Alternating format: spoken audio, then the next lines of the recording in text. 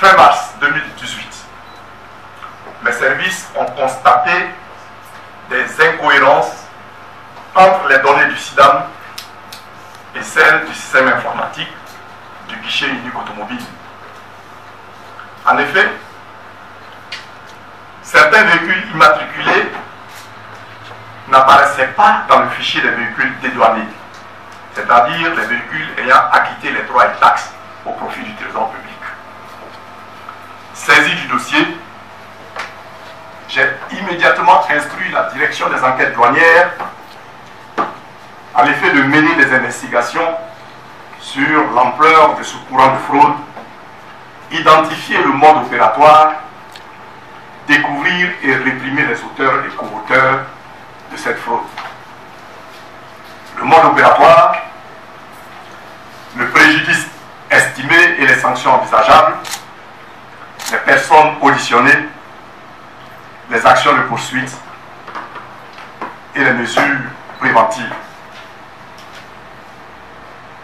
Quel a été le mode opératoire des fraudeurs?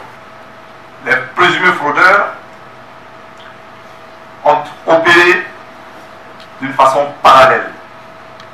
Ce sont des immatriculations frauduleuses qui ont consisté à contourner la procédure normale tant au niveau informatique qu'au niveau de la transmission physique des dossiers par l'utilisation de faux documents, par l'utilisation de fausses déclarations, par l'utilisation ou même l'extraction des dossiers du circuit et par la manipulation des données informatiques. Quel est le préjudice? Comment est-il estimé? Et quelles sont les sanctions envisageables? Selon les évaluations que nous avons faites au niveau des enquêtes douanières, le préjudice qui a été estimé sur un échantillon de 24 dossiers s'élève, ce préjudice-là est estimé à 268 248 920 francs CFA. Droits et taxes éludés au détriment de l'État. Je dis bien 268 248 920 francs.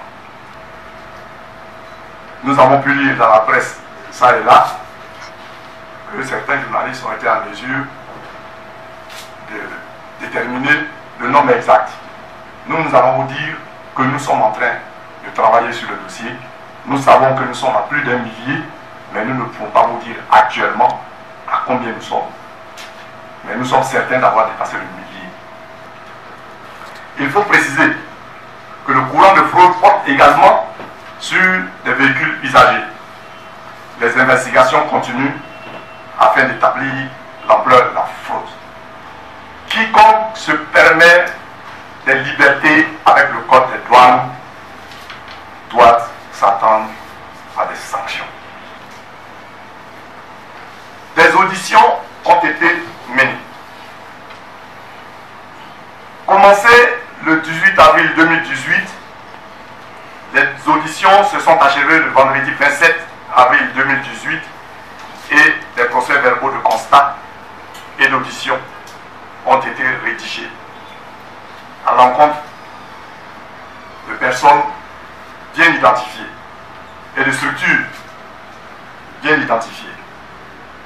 6 procès-verbaux ont été rédigés concernant des personnes relevant de Côte d'Ivoire Logistique.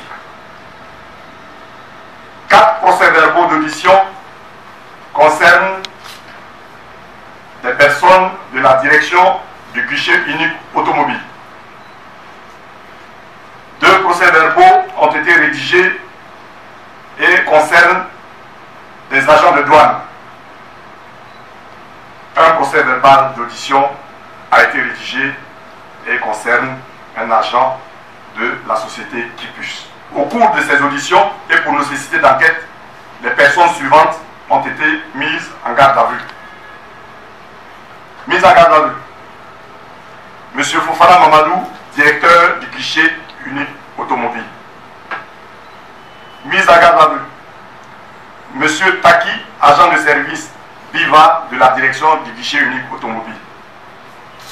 Mise en garde à vue. M. Boka, directeur directeur de l'informatique de Côte d'Ivoire Logistique. Mise en garde à vue, M. Diabaraté, directeur informatique adjoint de Côte d'Ivoire Logistique.